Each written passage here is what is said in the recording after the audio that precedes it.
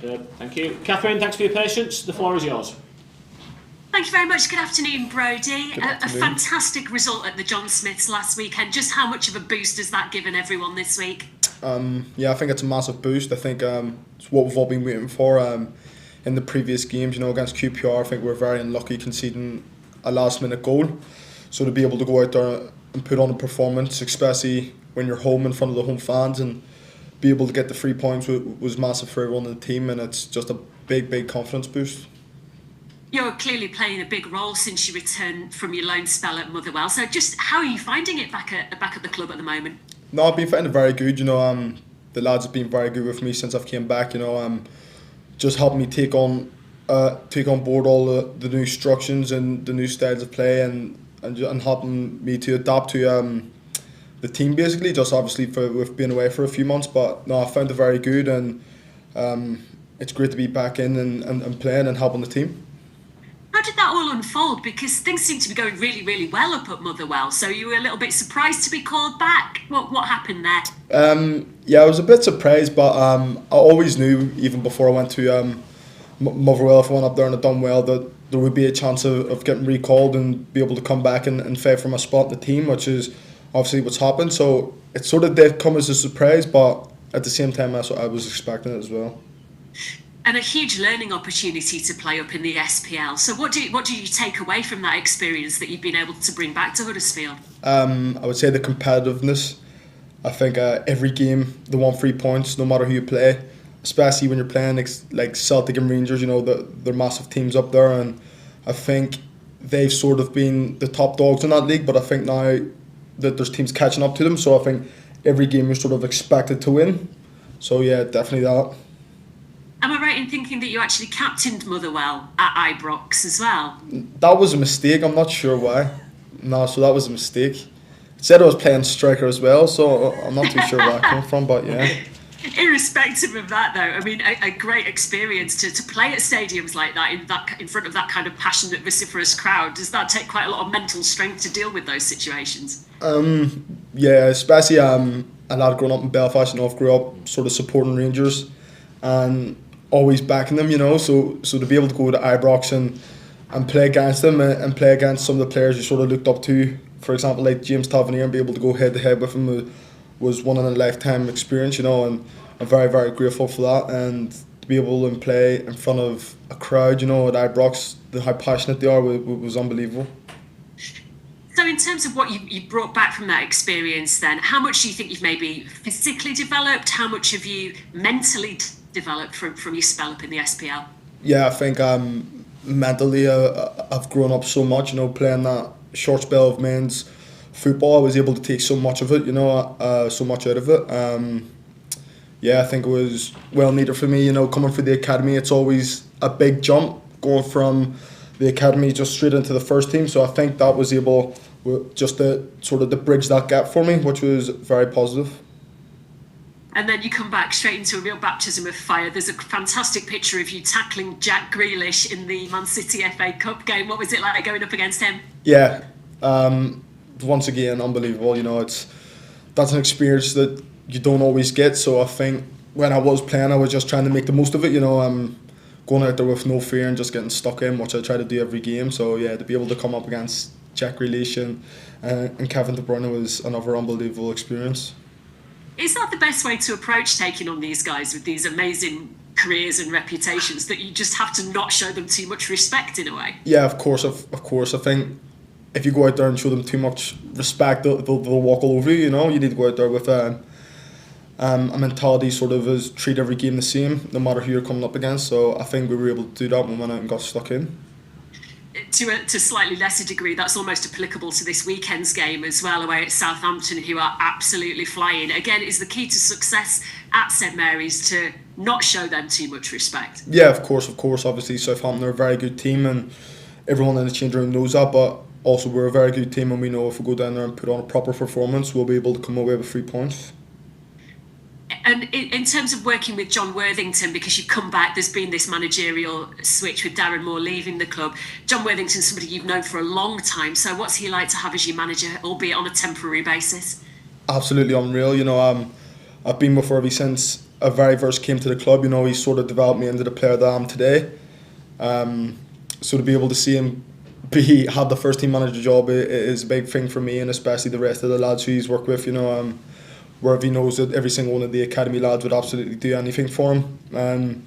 We all know what he expects from us on the pitch and off the pitch. So to be able just to know that he trusts you, it sort of sets you out there with full confidence. Is he quite a tough taskmaster? A bit, yeah, but it's nothing. It's nothing new, sort of. No, and as you say, in terms of his strengths as a coach, how does he bring the best out of the young players as the academy manager and now as first team manager? Yeah, he's one of the most honest mans I've ever met in my life. He tells you stuff exactly how he sees it. There's no if, buts and maybes with him. He tells you what he wants and how he wants it, and he sort of shows you how he wants it, you know what I mean, so you know what you're doing. So yeah, he's very, very straightforward and very, very easy to work with. And is that sort of what you need most as a footballer, someone who is always going to be honest with you through good and bad, but at least you know where you stand? Yeah, of course. One of the main things about having a connection with your manager is knowing that he's going to be honest with you and not sort of not exactly feed you lies, but they'll tell you when you're wrong and they'll also tell you when you're right. I think that means you can be honest with yourself, so you know where to improve as well.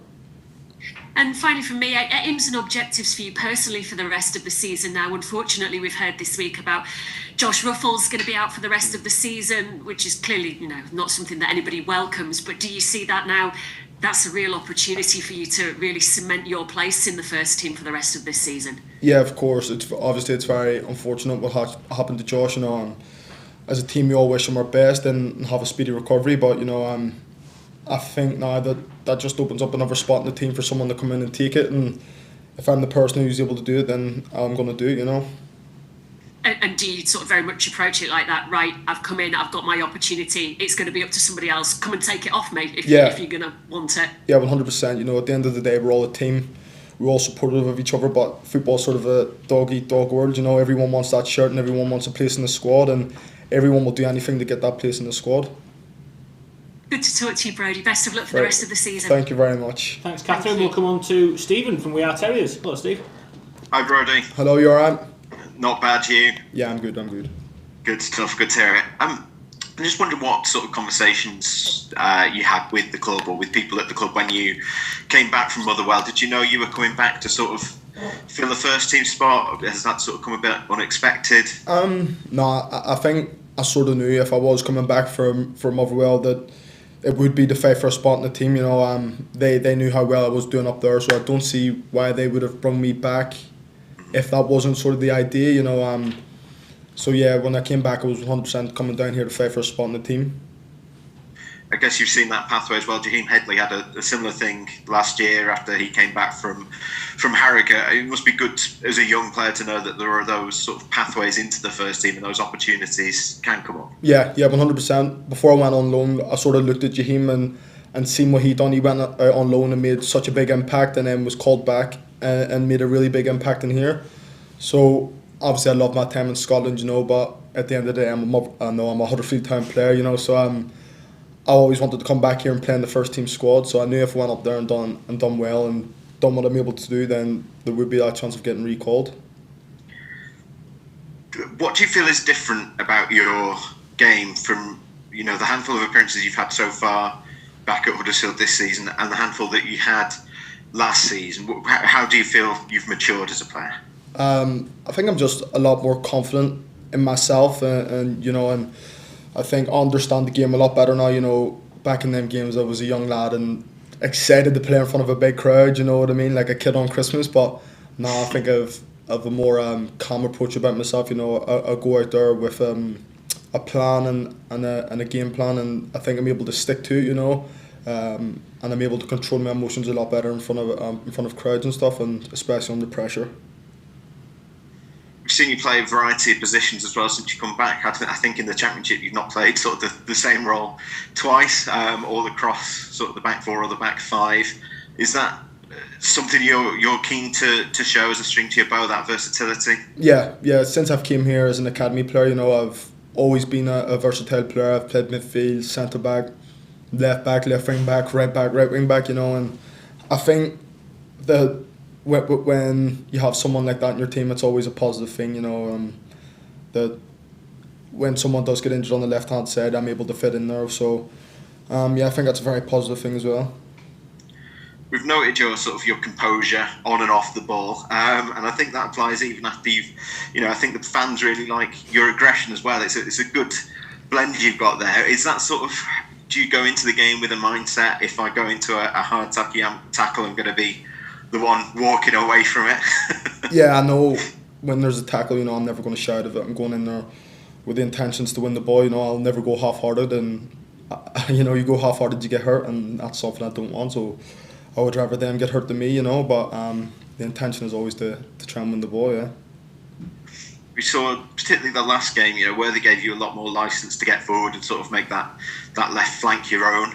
Is that something now that you want to show the fans that you can do a job in attack, not just in your own half? Yeah. I think, I'm one of them players who can cover the distance, also get up and get back to defend as well. And I love both sides of the game, I'm a defender, I love defending, I love blocking shots and crosses, but on the other hand, I love getting in the box at the back post and trying to get them flicks-ons and them knocks, and also getting up there trying to get assists as well.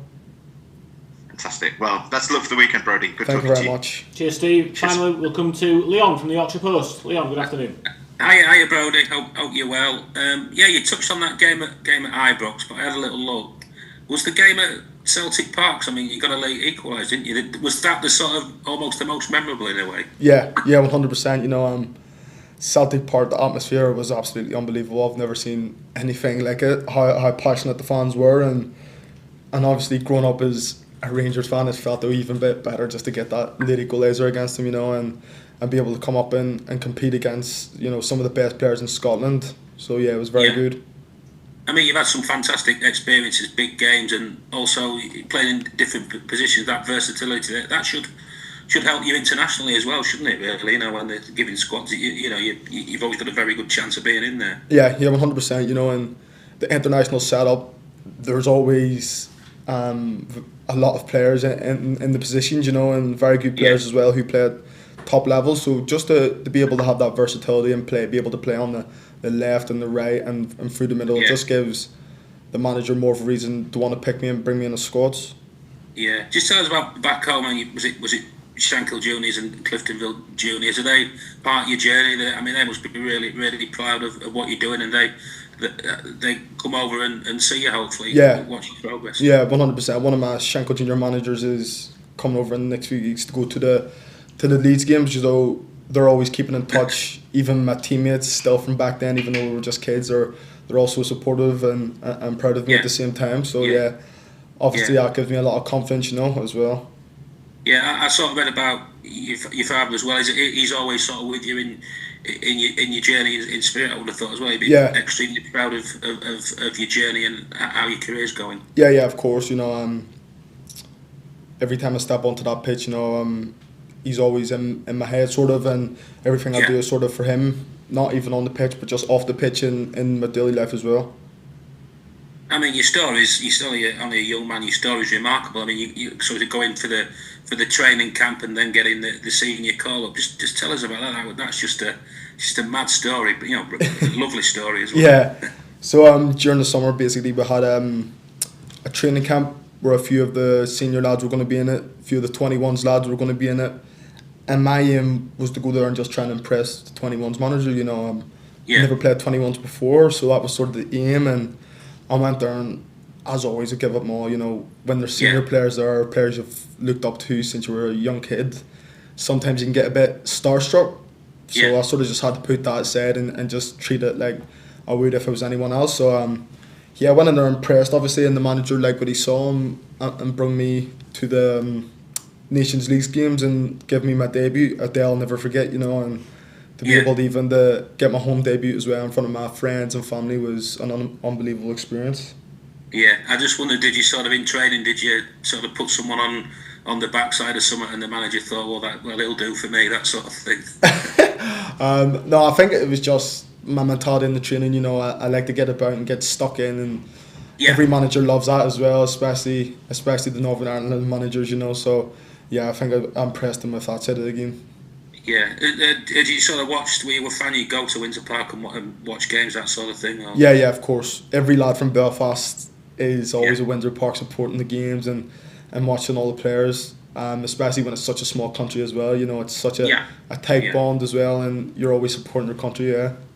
Is there any sort of players who've inspired you, sort of, you know, watching growing up, anything like that? Yeah, Stephen Davis, I would say. Obviously, he's just recently retired, but what a player before the career, you know, and to be able to make my debut with him on the pitch was unbelievable. Something I'll never forget. You know, he's an absolute leader on and off the pitch. He's an inspiration to every young lad who plays football in Northern Ireland. You know, he's not only a great footballer but also a great man and a great role model.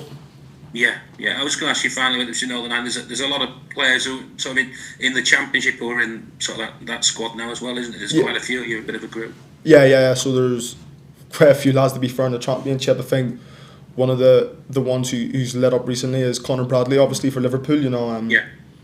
I've always watched Conor since he was young and I was young, and he was always a standout player. You know, he was gonna go very far, and to see him do so well at the top level is unbelievable. You know. I think all the Northern Irish lads are so supportive of each other, so to be able to see him do so well is amazing. Well, very best of luck for the week and the rest of the season, Brodie. It's a great story, and I hope it carries on. Thank you very much. Thanks, everyone. Thank you.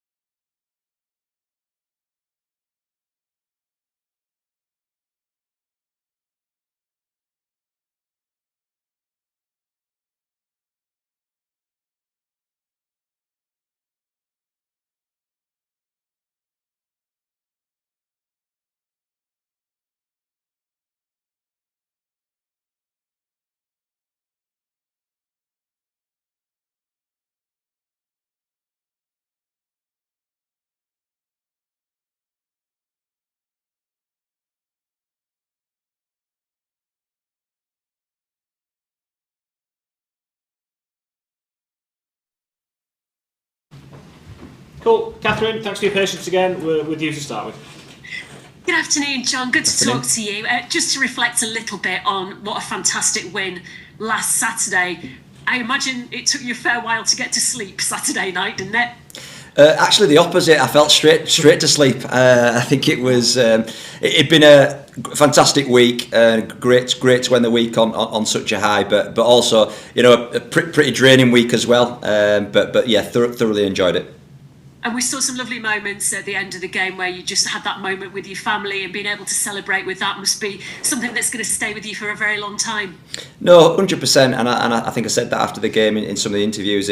Those memories can never be taken away, and it was fantastic for me to be able to share that with my family. As you say, though, pretty quickly onto the next one.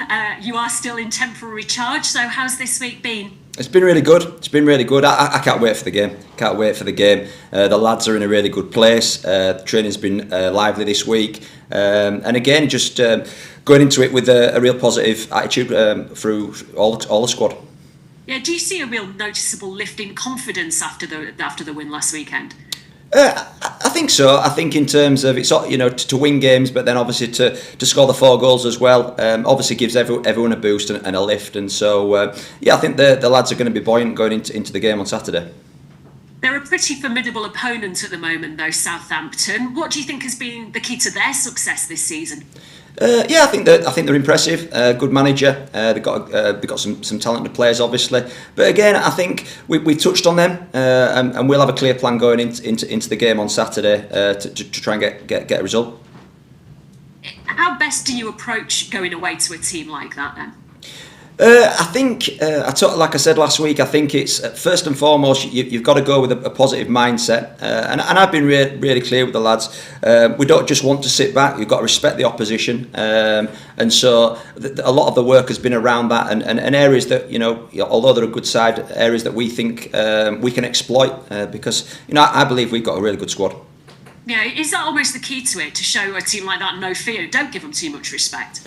I think it's a balance. Respect where they are in the league, respect the run that they're on, but also definitely not going with fear. And I don't expect us to do that at all. Team news, there's plenty to talk about. Obviously, you were without David Cosimo and Jack Rodoni last week due to illness. Are they both well again now and able to be involved this weekend? Yeah, they're well. They're fit. They're good to go, which is a massive boost to the squad. But I think it just shows, like last week, we thought we were going into a game with a few of the players, and then the sickness bug hit. So we're prepared. But at the minute, the squad looks good. And then with the injuries-wise, sadly we saw both strikers, new additions going off last Saturday. So Reece Healy, Radulovic, are they both going to be available or not? Reece is out. He's unfortunately got a groin injury, so he definitely missed the game. Bojan will be good to go. Okay, with Reece, have you got a time scale on how long he might be missing for? I'm not sure exactly on time scale, but it's definitely he's not going to be with us in the next couple of weeks. Okay. Mikael Helik as well picked up that knock at QPR. How's he getting on? He's close.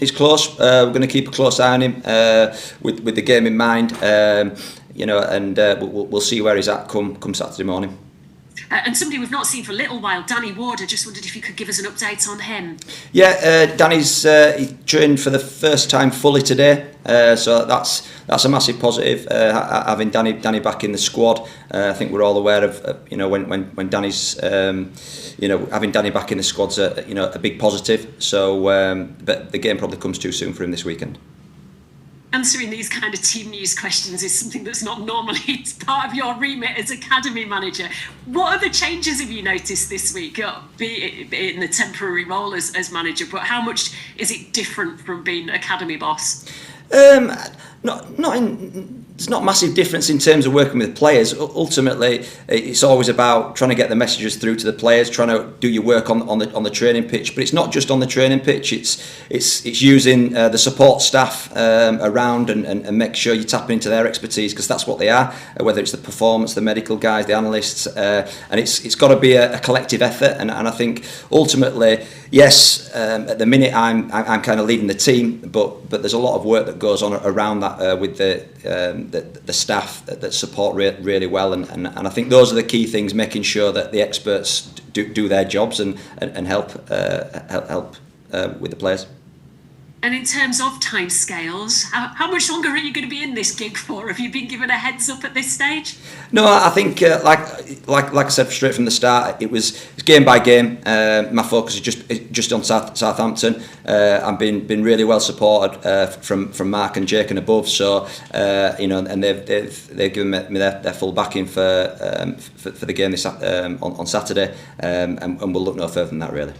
Okay, and so how frequently are you having conversations with them about where they're at in the recruitment process and kind of where that leaves you? Yeah, I think regular conversations just in general regarding the squad and the games, but I think they're underway with that process, and to be honest, I'll leave them to that, and I'll support the best I can from helping the team and the squad. Good stuff. Well, best of luck this weekend. Thanks, Jon. Thank you. Thank you, Catherine. We'll come to Stephen from We Are Terriers next. Hi, Jon. Hi, Stephen. Is it a bit of a tougher team sheet this weekend than last, after Josh Gromer's got a couple of goals, Ben Wild has done well from the bench, Mihal's potentially on his way back? It gives you a few decisions to make, doesn't it? It does, but I think that's good. I'd much rather be in that position and having quality players available and players who we're talking about in good form. I just see that as a massive positive. So yeah, tougher decisions, but good decisions to have. And Catherine sort of touched on it already, but I think we saw the team were particularly capable last weekend and got that sort of flurry of goals when you were able to play a bit more on the counter attack. Presumably Southampton, those are opportunities you'll be looking to exploit again. Yes, to a degree. I think we're pretty clear on our game plan, and without doubt, we're going to want athleticism in the team, and I'm sure we'll have that. We've had some off-field news as well with Keane Harrett's situation and his ban for gambling offences. How are the club handling that situation? Yeah, I think let's be right. Keane's done wrong. He knows that. But I've worked with him for a long time, and he is a good kid. He's a good kid, and I think that the club will support him through this process. Is that sort of the way forward? Like, give him the support to get through a period like this? I think so. Yeah. Okay. Yeah, I think that's all from me. Cheers, Jon. Appreciate it. Cheers. Thanks, Steve. Come to Leon finally from the Yorkshire Post. Jon, I was just wondering, this whole experience. You've had lots of content where you probably had the weather today, and it's all part of welcome to the managerial world, isn't it? It seems with this experience, you've got a hell of a lot out of it. Yeah, I'm just loving it, to be honest. I'm loving the experience. I'm loving the challenges personally. It's something that I feel I thrive in those situations, and I'm just enjoying it and taking each challenge as it comes, and ultimately always trying to just prepare the players the best we can for the game. Do you have something a lot further down the line? It's like when you're a player, do you think I want to be at this level and I'm at this age? Are you a bit like that with management? Coaching, do you a few years down the line, would you like to be doing this, that sort of thing? I mean, you're obviously getting experience on your back now, aren't you? And you've had a few roles now. Yeah, no, I've had I've quite a few roles now, and definitely progressing in terms of where I would want to be. But I don't try and look too far ahead. As long as I'm developing, as long as I'm improving in what I'm doing, and as long as I'm impacting, then I'm quite happy with that. Yeah. Does obviously you can counterpart in the opposite dugout today. He's a young manager. People like that can sort of inspire you, really, can't you? I suppose as well. I mean, in his particular journey, Russell's. Yeah, and I think everyone's journey is different. He's obviously done really well and moved through a few different clubs, but really clear in terms of how he sees the game and his identity and his principles, and fair play to him on that. And I do wish him all the best after Saturday. Yeah, it's part of it tomorrow as well. I mean, there could be sort of prospective managers watching from the stand, this sort of thing, and you want to do well for the club, but impress a prospective manager who could be watching that sort of thing. Yeah, I think it's the players. I'm not trying to impress anybody. I'm just doing what I do and trying to support and help the players. Said after the game, I've not done anything. You've done it. You go over the line. I just try and help and guide the players in those moments. And fortunately, they did that on Saturday, and that's the same for this weekend as well. They offer just finally a bit of a unique challenge, Southampton, don't they? They're a very sort of possession sort of base side in what they play as well, and you've got to try not to be caught out, haven't you? Really? Yeah. Listen, I don't want to talk too much about them. In terms of talented squad, clear identity, how they play. But with that clarity, also allows what you're coming up against, and so it gives us good ways of trying to work solutions around that. Best of luck, John. Thank you. Cheers. Thank you. Thanks, everyone. We'll see some of you down at Southampton on Saturday. Thanks, everyone. Cheers, guys. Travels. Thank you. Cheers. Thank you. Cheers. Thank you.